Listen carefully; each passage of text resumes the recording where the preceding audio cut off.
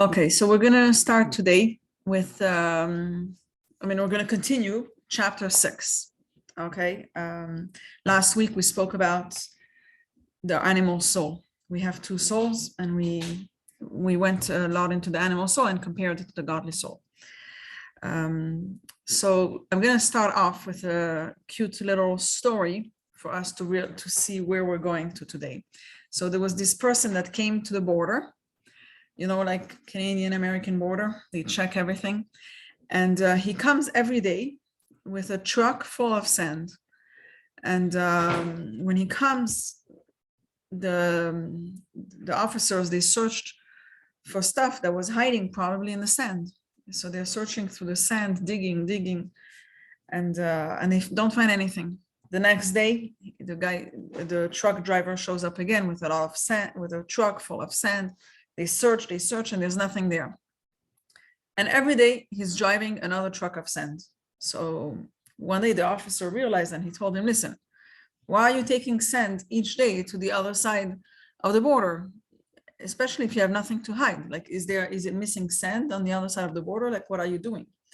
So the truck driver smiled and said, I take every day a truck and I actually hide the truck. And each day I manage to take another truck. So the fact that he put a lot of sand was able to cover up the true purpose. He was really trying to escape with a truck each day, right? And so in life, we're really busy with the sand. We're busy with the external stuff. We're busy with what we're going to learn later, klipa. And we miss the main purpose. We're busy with the peel, with all the cover up, and we're missing the main purpose, the inside of the fruit, which we'll explain later. There's a perfect example in our lives. You probably have been to nice weddings. And when you go to a wedding, there's so much going on. There's a whole band with music. There's a lot of flowers. There's a lot of food. There's the photographer, the videographer. There's like so much going on, so much decoration, so much guests, so many people. And sometimes we can forget the true purpose of this whole event. Like sometimes we forget what's even happening over here. We're all going for a massive party. And the main thing, the bride and groom, they almost like fall between the cracks sometimes because there's so much going on around them. So the Jews have a wedding with Hashem. And sometimes we forget the true purpose. Hashem gave us a beautiful world to enjoy. We enjoy everything. And the main focus is lost. So that's what we're going to learn a little bit about today. So as I said, last class, we spoke about what's happening inside of us. There's a big contrast. There's a big division inside of us. And it's not a division of bad and good, or of Yetzer Tov and Yetzer Hara, but it's a bigger division. It's a division between our godly soul and our animalistic soul, okay? The animalistic soul includes everything that's not godly, right? So in this class, we're going to see how the contrast, you remember, like we said last week that King Shlomo said that Zelo mat ze, Hashem created everything with a contrast. So the same way there's a contrast inside of us, there's also a contrast in the world around us. And that's what we're going to see today.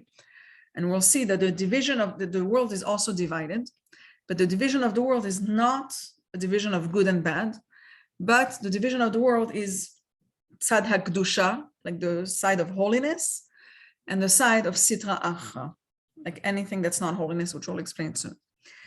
And to understand this whole concept of holiness and sitra achra, kedusha and sitra achra, we want to understand these words and how this whole thing works to understand how to navigate in the world. That's what we're going to see today. So we're going to start off with the side of the kedusha, the holy side. Then we're going to go to the other side, and then we're going to explain the whole concept of the klipa and the fruit. Okay, like the peel and the fruit.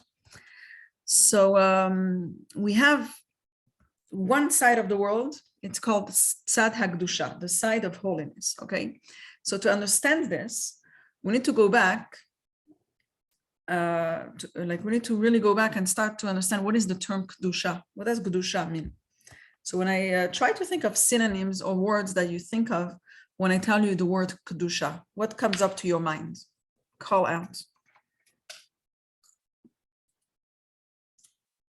What's kedusha? What's holiness? What comes up to you when I tell you that Purity. there's holiness? Yes. Purity. That's what I Pure. think. Yes. Pure. Different. Different. Yes. Innocent also. Okay.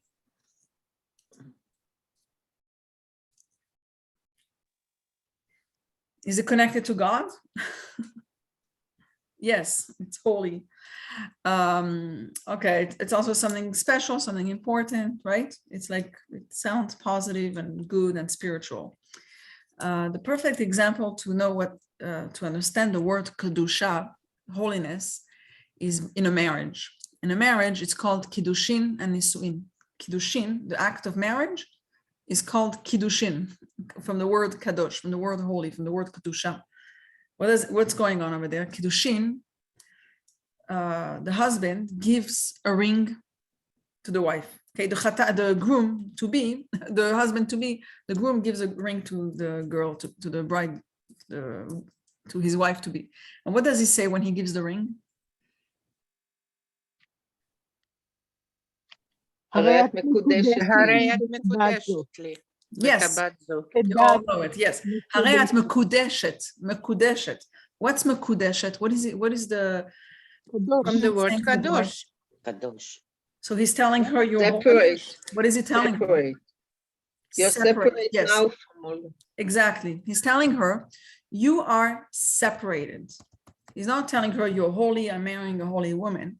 When he's saying Harei at mekudeshet li, he's telling her you are now separated from the whole world, like you're separated from everyone else, and you're coming to me. You're separated from everything. Now you could have till now you could have married a lot of other people, but right now you're separated from everybody. You're forbidden to everybody else. Now you have even the avera of eshet ish. You can't go to another man, and you are here for me. So we see from here that the idea of mekudeshet, the idea of kedushin, has the concept of separated. Okay, so if the idea of kadosh, kedusha, is separated in our world, we have holiness. What's this holiness? It's holy and separated. This exists only in connection to something. In our world, when you have something holy, it's holy because it's separated from something else in a specific aspect. Like something about it is different than things that are the same. Just like the bride who was separated from others in order to marry the groom. Now, she's not separated from the whole world. She's a woman just like everybody else, and she's just separated in the aspect of marriage. She's not like on her own and separated from everything in the world. She's separated from all the men for her husband, right? And when we say, for example, something else that's holy, we have Shabbat Kodesh. Shabbat is holy. It means that it's Shabbat is Kodesh because it's separated from the other 6 days of the week. Right. So you're comparing the day of Shabbat to the other days. You're not saying Shabbat is separated from everything on earth. You're saying Shabbat is separated from the other days of the week. The other days of the week are work days. So when we talk about something holy, it's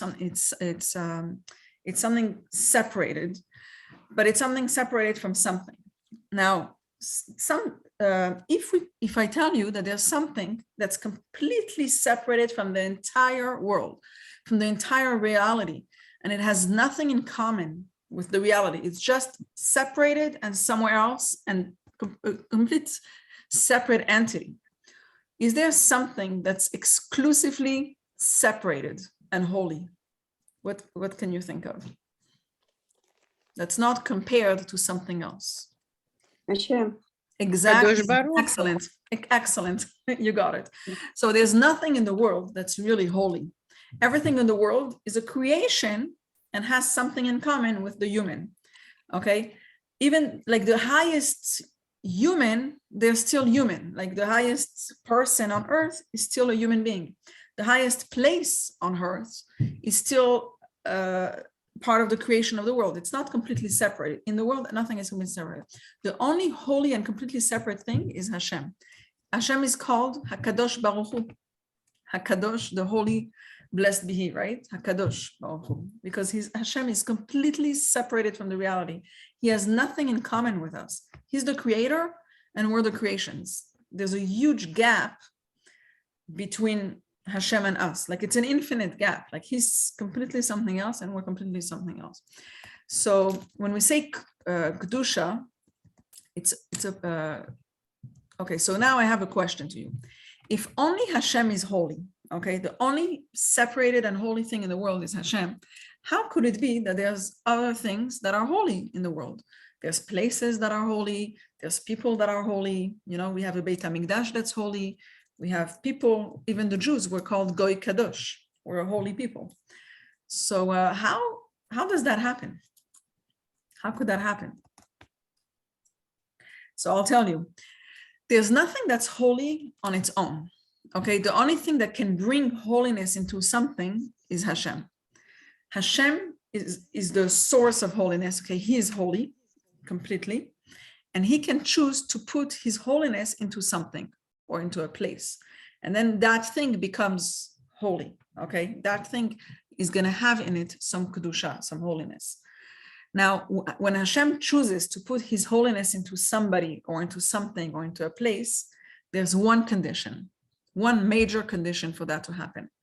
That person or that thing needs to be completely nullified, bitul, hitbatlut, complete nullification of ourselves to God.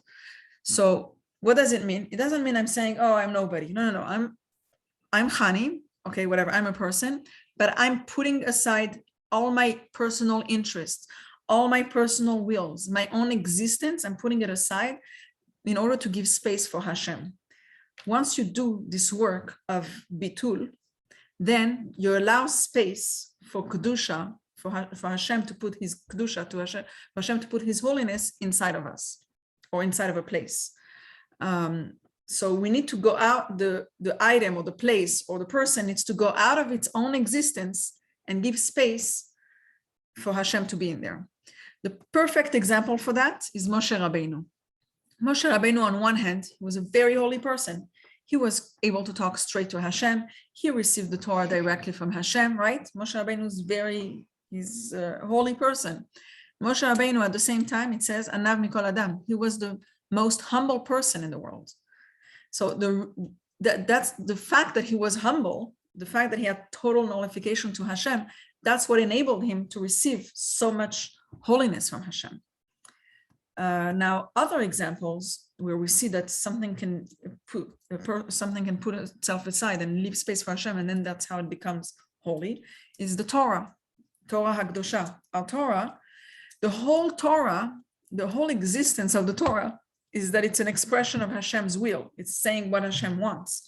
So that's why the Torah is holy. The Torah doesn't have something else inside. It doesn't have another existence. The Torah is completely nullified to Hashem's will. So the Torah has space and becomes holy. There's also holy intimacy between husband and wife. When a husband and wife is intimate, it's a mitzvah, and they do it for Hashem's will. When they do it in the holy way, in the way Hashem wants it, that becomes a holy act. You're letting Hashem's Shechina, Hashem's holiness, to reside in the bedroom. Another thing is the Beit HaMikdash, for example. The whole temple, it's a whole building. The whole place, the whole purpose of that place is to serve Hashem. That's why Hashem can bring his Shechina, his holiness into there, and that place can become a fully holy place. So our challenge is to make the world holy. So we use the world, we use all the things in the world to do mitzvot, to do Hashem's will. And then we can see that the world is not an independent and separate existence, but the world is a tool to serve Hashem. So we're gonna see soon in the Tanya, everything I said until now. We're gonna see how the Baal Tanya is gonna tell us that Kedusha, the Tzad HaKedusha, the side of Kedusha, the holiness, is Hashem residing. And the condition is that it has to be full hitbatlut, nullification to Hashem. Some things Hashem created originally as holy, and they have naturally a nullification to God. For example, the angels, Malachei Hashanah, the angels, they were created to begin with without an ego. They were created to serve Hashem, to do what Hashem wants. Whatever Hashem directs them to do, that's what they do. Hashem created them holy like that, without an ego, without their own existence. Also, the Jews. Every Jew, we all have a godly soul. We all have an actual piece of Hashem inside of us, right? So we all have a potential to sacrifice ourselves. Like that godly soul gives us the potential to nullify ourselves, to sacrifice ourselves for Hashem. So we have a potential for Hashem's holiness to reside in us. Okay, but that's when the godly soul expresses itself. So this Jewish holiness is expressed in a Jew when the Jew learns Torah, for example. And also another time and place that gets holiness naturally is when there's 10 men together. It doesn't matter what they do, but if there's 10 men together, it brings a certain holiness down from Hashem. Because in their soul, there's a potential for nullification to Hashem. And that's why they're able to receive the Shekhinah, the holiness of Hashem. So let's look now at the Tanya in the text of everything we said until now.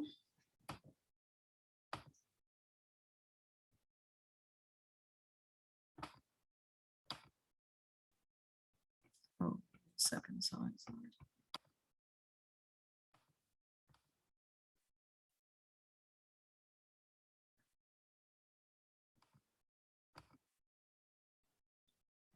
Okay, we're here. This is the meaning of the term Sitra Achra, literally the other side, not the side of holiness. So we're going to talk about it soon, but here's the side of holiness, Tzad HaKdusha. The side of holiness is nothing but the indwelling and extension of God's holiness. Now, God dwells only on that which is surrendered to him. Davar shebatel. It's you need to have like that, that nullification. Whether the surrender is an actual one and visible, even if that surrender being external aspect, as in the case with the supernal angels, just like the angels are like that naturally, whose entire being is constantly and openly surrendered to God, or whether it's a potential surrender, like in the case of every Jew here below in this physical world, who has the capacity for surrendering himself completely before God through martyrdom. Okay, that's Mesirut Nefesh. It says B'Mesirat Nafsho, through martyrdom for the sanctification of God's name. So when a Jew sacrifices himself, he has the potential to let Hashem's Shekhinah inside. This is why our sages have said that if even one individual sits and engages in Torah study, the divine presence rests upon him. And here, also, on each gathering of 10 Jews, the divine presence rests always together. 10 Jews form a congregation of Israel, which is fit abode for the divine presence. Okay, so you see what's the side we saw till now. What is the side of holiness? Now, we know that everything has another side to it. Okay, Hashem created ze leumat ze. Just like we just learned about the Tzad HaKdusha, the side of the holiness. Now, on the other side, what do we have? So the opposite of Kedusha, of Tzad HaKdusha, is Sitra Achra. That's the term. Sitra Achra, you need to know the term, but we're going to explain it now. Sitra Achra, what does it mean? It means, literally, the literal translation is the other side, okay? But when I tell you Sitra Achra, if it's not holiness, what could it be? It's going to sound like something maybe bad. It's going to sound like the Yetzer Hara, or it can sound like evil, like a Satan, or like hell.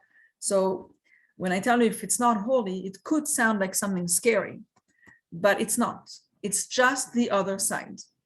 There's no, when you say Sitra Achra, there's nothing negative over here. It's just the other side. So what is the other side? The other side. It's the other side of Kedusha, the other side of holiness, okay? So in order to know what's included in it, we need to understand, we need to know what is included inside the side of holiness. So the side, and then we'll know that whatever's not holy is Sitra Achra. So what's holy? The side of holy, what does it include? It includes everything that doesn't have an independent existence, anything that's nullifying himself for Hashem. okay? Anything that gives space for Hashem, anything that's there to serve Hashem, that's Tzad HaKdusha, that's holiness. Anything that's not that, that's the other side. Everything else in the world that has its own existence and doesn't associate itself directly with Hashem, they're busy with themselves, they're busy with their survival, they're busy with their self-fulfillment. That's Sitra Acha, that's the other side. It's anything that's not godly, that's not holy, okay? So in one word, the holy side is nullification, okay? Tzad HaKdusha is all about self-nullification, and Sitra Acha is all about existence, ego, it's me. So now we see that we're going to compare that it's the same idea as we had inside of ourselves with the godly soul and the animalistic soul. So from this perspective, we'll see that the external division of the world between Kedusha and Sitra Acha is exactly the same as between the godly soul and the animal soul. Just like inside of us, the division is not good and bad. It's not Yetzer Tov and Yetzer Hara. It's much bigger. It's either it's the godly soul or it's the animalistic soul, right? It was the godly soul versus the animalistic soul. The animal soul includes inside of it neutral stuff, person's basic needs. It has in it good and bad. But the animal soul also includes in it the Yetzer Hara. Remember that? So it's the same with the world. The world is divided. It's not a world divided into good and bad, but it's a bigger division, like more broad. It's divided into Kedusha and Sitra Acha, okay? Sitra Acha is just a definition, okay? It includes all the neutral things in the world that are not holy. Everything that's not holy. It's not necessarily bad. It can be a table, food, trees, people, like anything, okay? Sorry, not people, but I'm saying anything in the world is Sitra Acha. If it's not connected to God, if it's not there to serve God, it's Sitra Acha, okay? It's not necessarily bad, but Sitra Acha could lead to bad things, okay? We're gonna see that soon. So we're gonna go through different categories of stuff in the world to understand how it's Sitra Acha, but we could make it into something holy because it's things that are plain simple and neutral, and we can choose to turn them into something for Hashem's purpose and into something holy. So we're gonna go through the 4 categories of stuff in the world: the inanimate, the plants, then the animate, which is the animals, and then the medaber, the people. So the first one, the inanimate, the mem, it's anything in the world that doesn't move or doesn't grow, okay? Like the planets, okay, materials in nature, there's the mountains, there's objects, furniture, cars, books, okay? All these things, they're Sitra Acha, they're the other side. They're just plain, neutral, regular stuff, okay? And they hide Hashem's presence, okay? They just function independently. It looks like they function according to nature, right? Now, some of those stuff could become holy. You can take a mountain, put the Beit HaMikdash on it, and then it becomes the Har HaBayit. It becomes a holy mountain. You can take a book, print in it words of Torah, then that book becomes holy, right? It's like a plain book, but it depends what's inside of it. What's the purpose of this book? Now, even with furniture, you can have chairs and tables. If it's used for a synagogue, then it becomes holy furniture, right? So it's plain, regular items in the world. They're Sitra Acha, but they have potential for holiness, and they have potential. If we use them for Hashem, they become holy. Now let's look at plants, Tzomeach.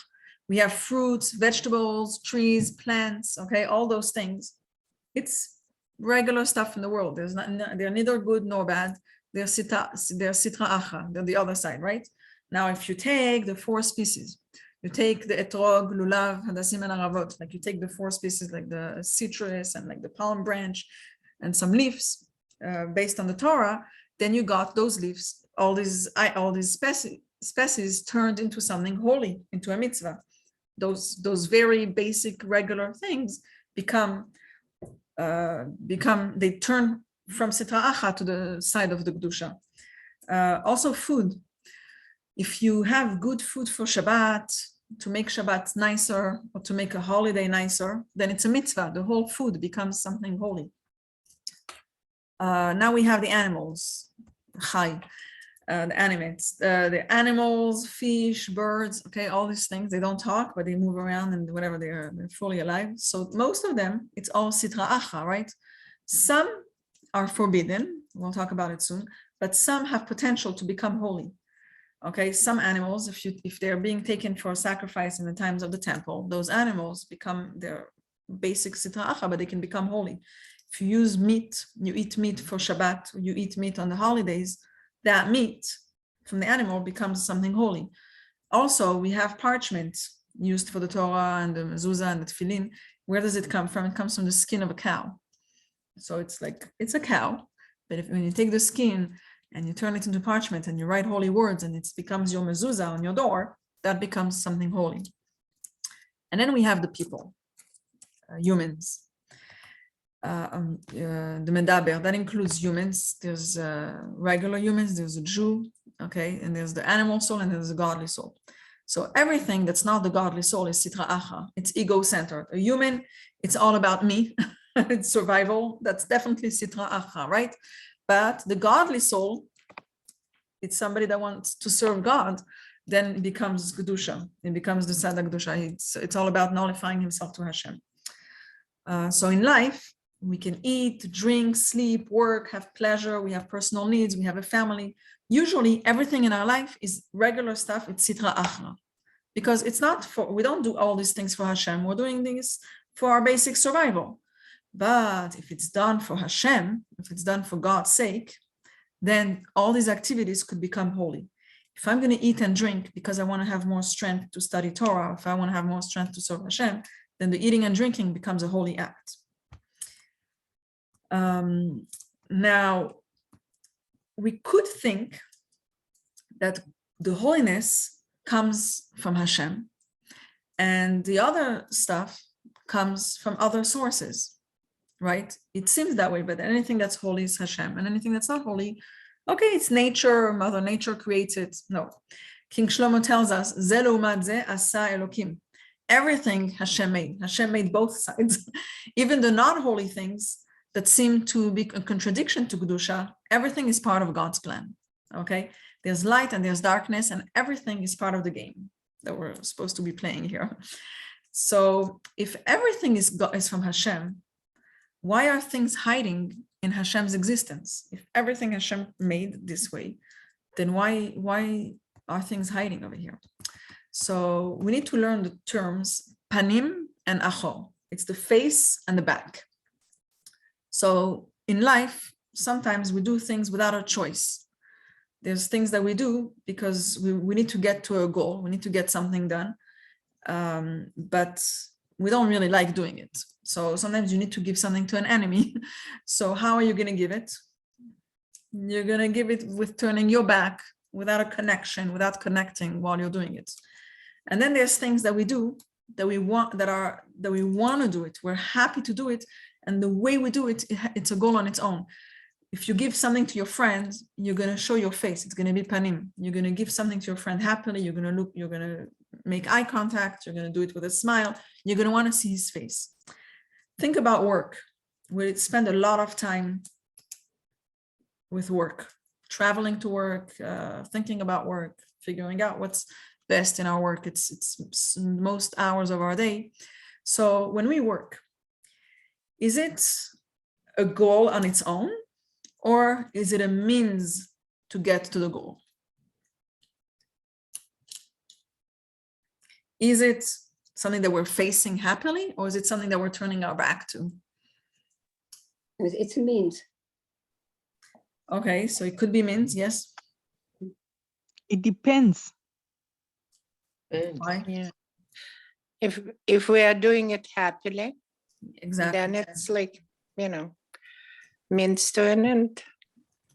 But No, it's a means to an end if you don't do it happily. if you don't do it happily, Yeah. yeah. Like if you're not happy in your job.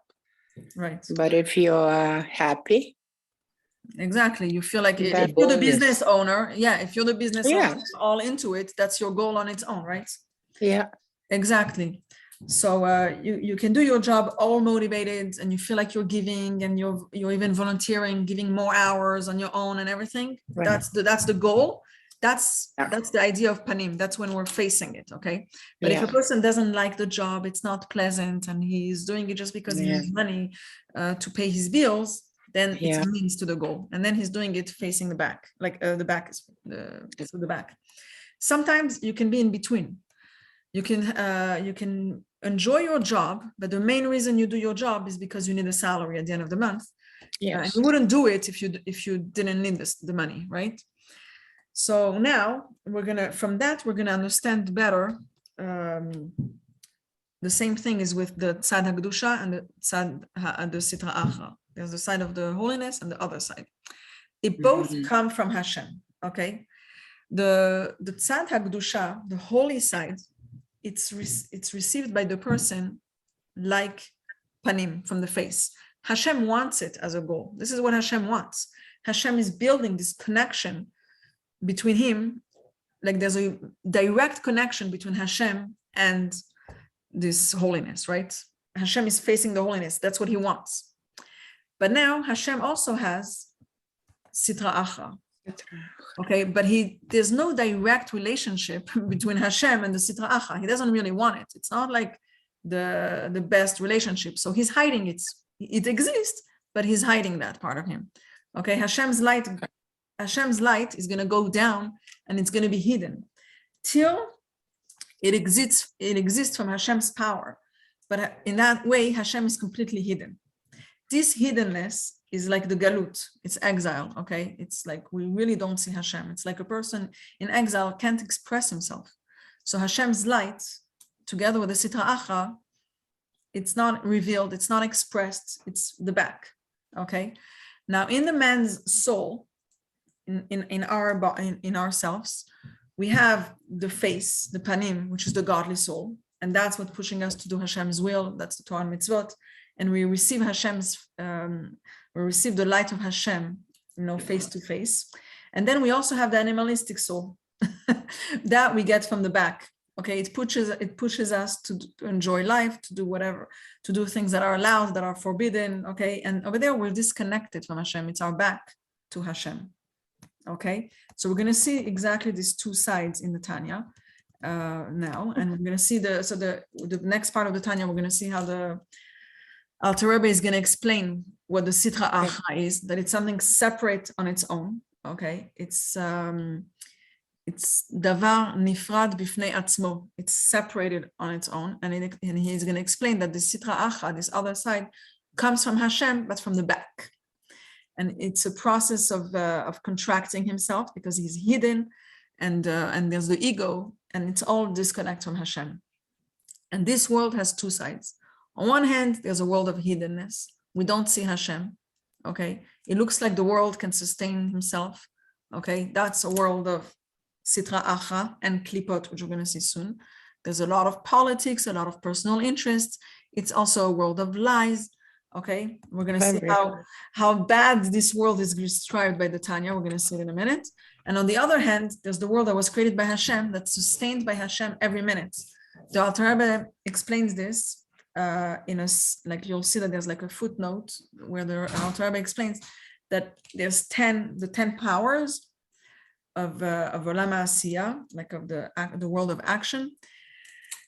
It's lit up in the upper world. And the infinite light fills the world completely. But because it fills the world, we have the power to fix the world. We don't need to bring Hashem into the world, but Hashem is already here. Our job is just to reveal his presence and bring holiness in the world of sitra achra. So the world of sitra achra has Hashem hidden. So we just need to reveal it. So let's look at this in the text.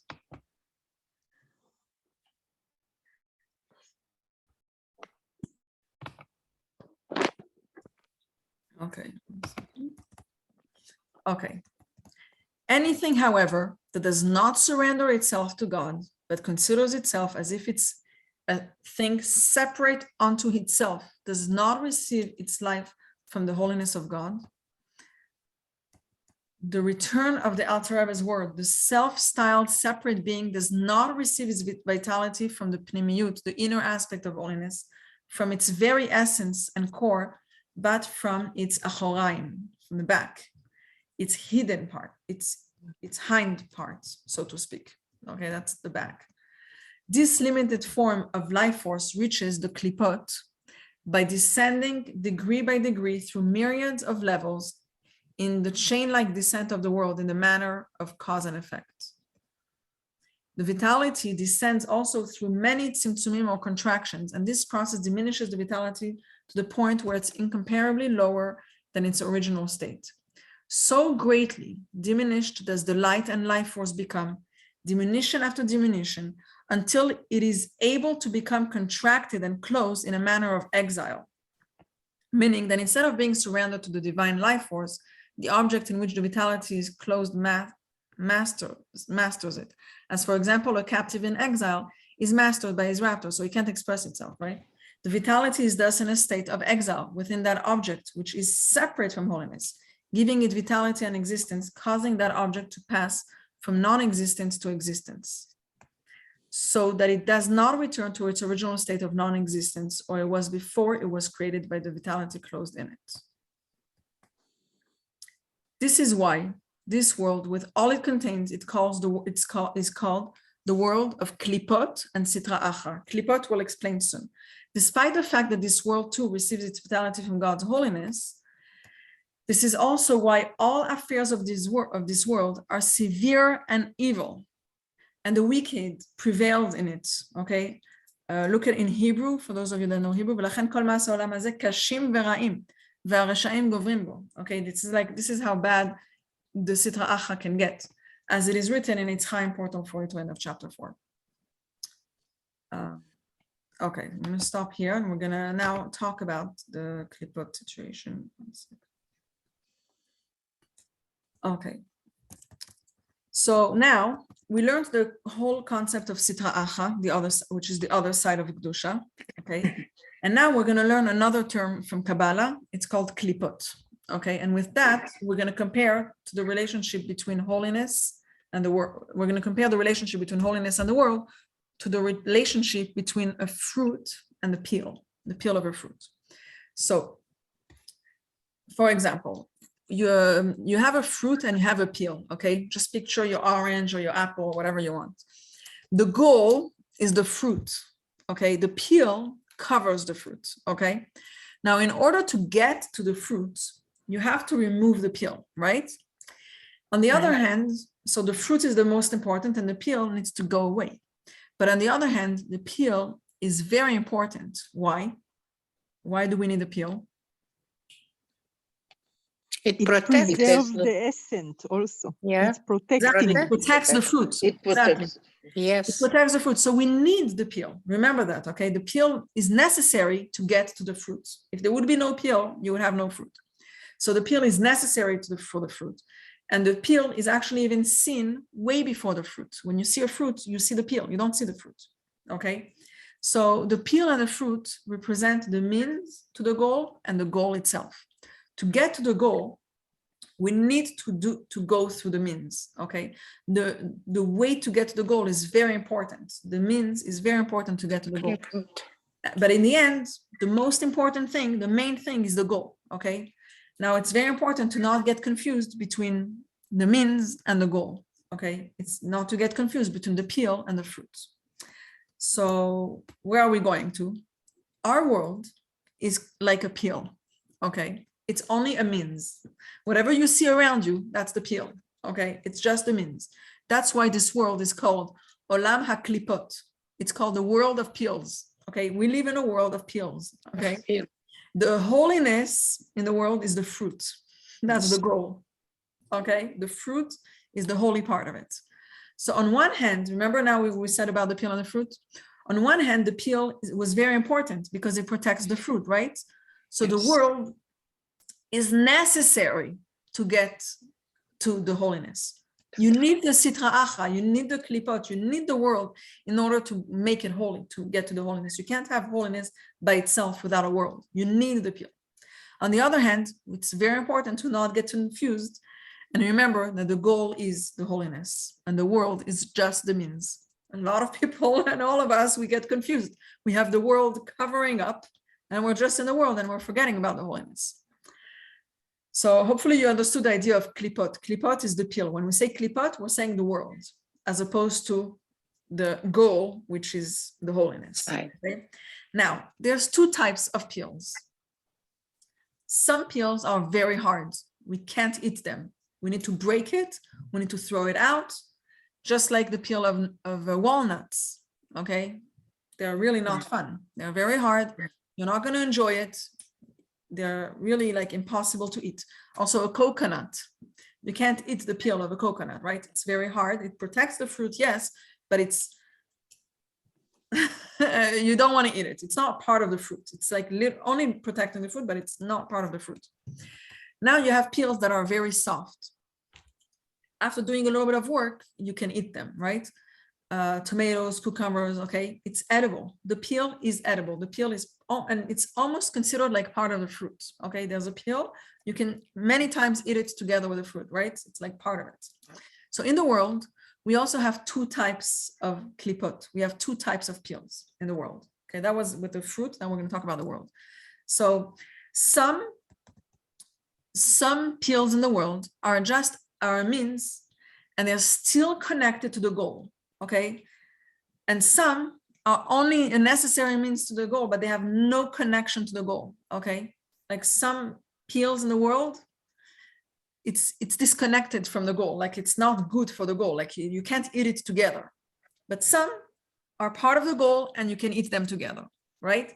So in the world of the Kabbalah, we have shalosh klipot hatmeot. So that's part of the world, some parts of the world, they have a role, okay? They have a part in the world, they have something to be done over here, but they're created in a way that it cannot connect to Hashem in a revealed way. It cannot become holy. Some stuff in the world, they're here, they need to be here. You need the peel, but they cannot be part of the holiness. They can't be eaten, okay? The walnut, remember? It can't become holy. Those shalosh klipot hatmeot, it's like, it's in the translation is like the impure, the three impure peels, okay? So our relationship to these impure peels should be to push them off, to stay far away from them, because they're not going to let us, they're not going to be able to connect to Hashem. You can't eat them and become holy. You can't eat them and like it's like a walnut, okay, the peel of the walnut. And now you have a second type of peel, the soft one. It's called klipat noga, okay? That's parts of the world that are klipa, they're the peel, because they're not holy to begin with, okay? It's in the world, it's sitra achra, but they have a potential to connect to Hashem in a revealed way, and they could become holy, okay? So our relationship to those things, that's like a lot of things in the world, okay? Like vegetables, you know, that you're gonna, it's regular things, but they have a potential to become holy. And our relationship to them should be positive, and we should use them to do mitzvot and to bring them to holiness. So there's things in the world that that are not going to connect to Hashem, and there's things in the world that are going to connect to Hashem. So now we're going to see there's three types of things in the world. We have klipot tmeot, we have the impure peels. We have klipat noga, okay, those soft peels that could connect to Hashem, they have a potential to connect to Hashem. And then we have holiness itself. We have kedusha in the world. There's things that are made holy. There's the fruit. Okay, there's two types of peels and there's the fruit. And we're going to see that the way Hashem designed the world, Hashem gave us a Torah. And Hashem gave us a lot of laws in the Torah. And halacha has all the laws of Torah are separated into three categories, and it's exactly the three categories of the world. When we look at all the laws of Torah, there's things that are completely forbidden, asur, not allowed. And there's things that are allowed, mutar, and then there's things that are mitzvah. So things that are not allowed to do, if the Torah tells us you cannot do it, it's forbidden by the Torah, it's because it's from the impure peels, it's from the klipot hatmeot, because it's things that cannot become holy. They're like the peel of the walnut, they cannot be eaten, okay? So what examples are klipot hatmeot? What are things that are forbidden by the Torah?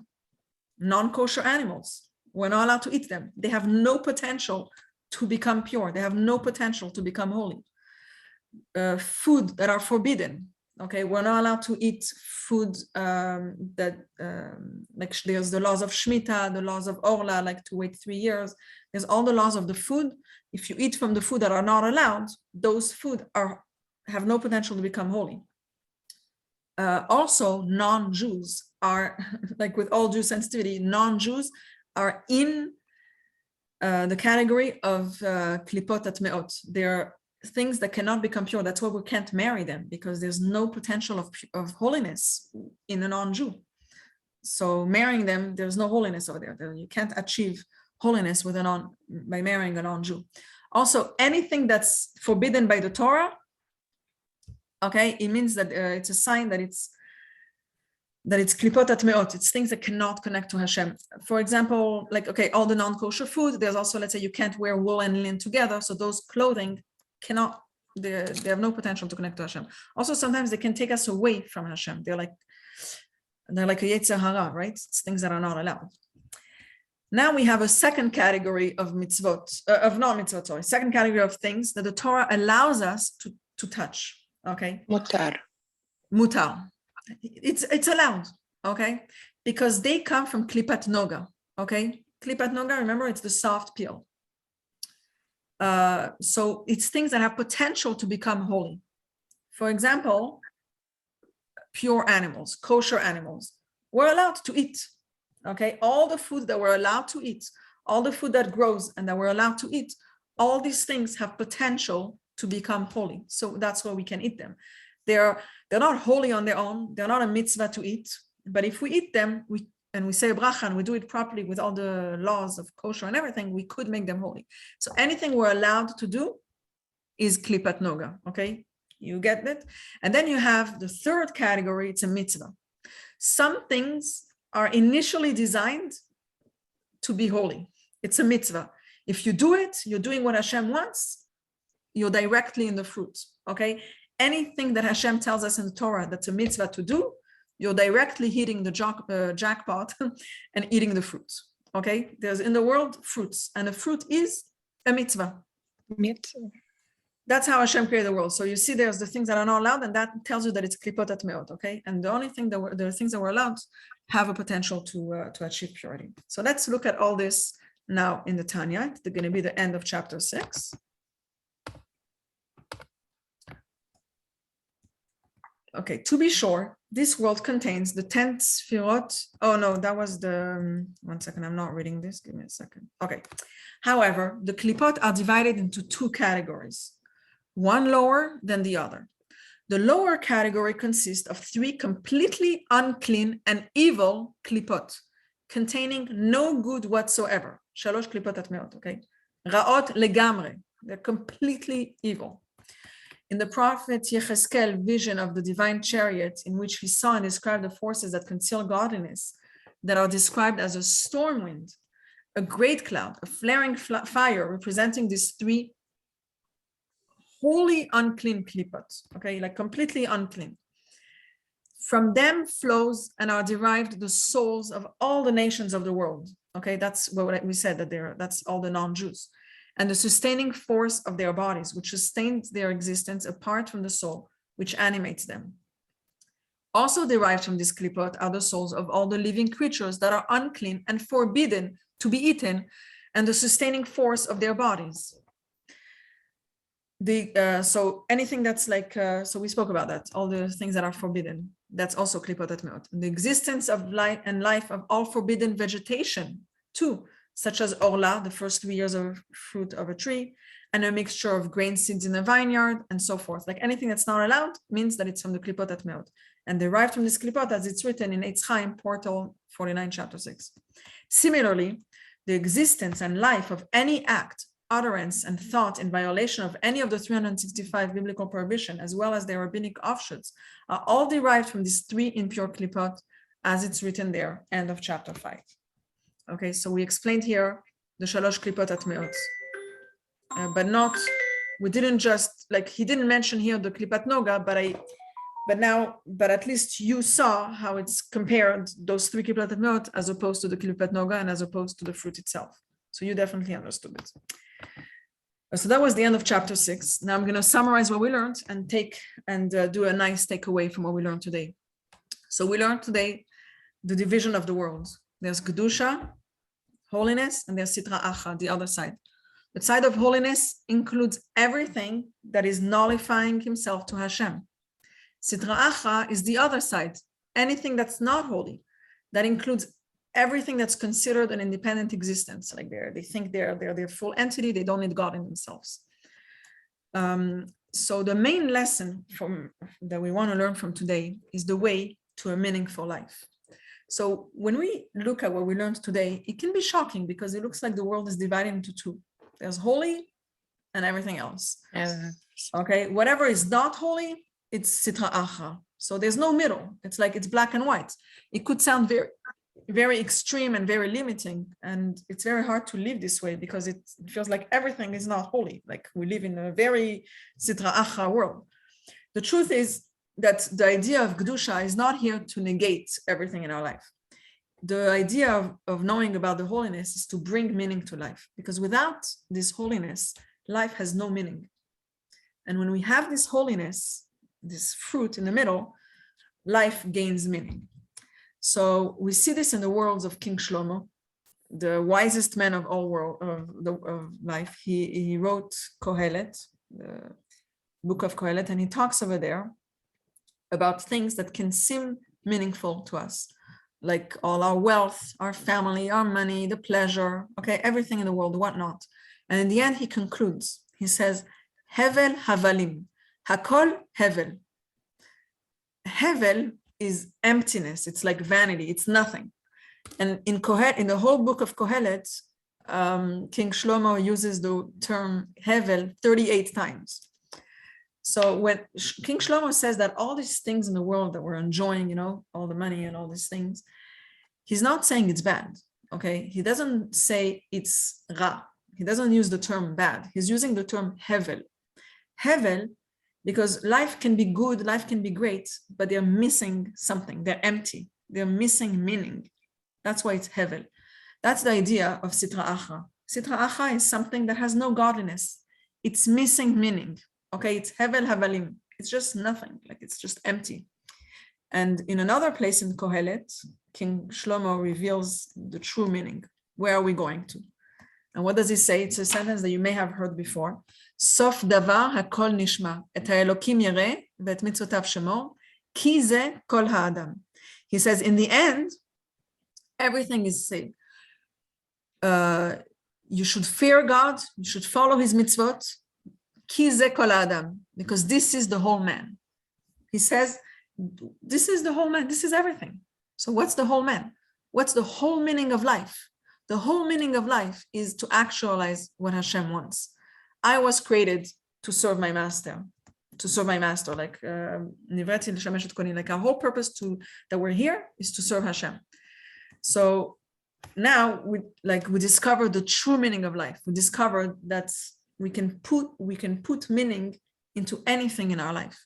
Everything that's allowed, everything that's Klippat Noga, everything we can add, we can turn it into a mitzvah, we can add meaning. And things that until now were hevel, were empty, we have the power to add meaning to it. That's our goal. Our goal is not like black and white, but we know that we want a life with more meaning, and we have the ability to add meaning into every area of our life.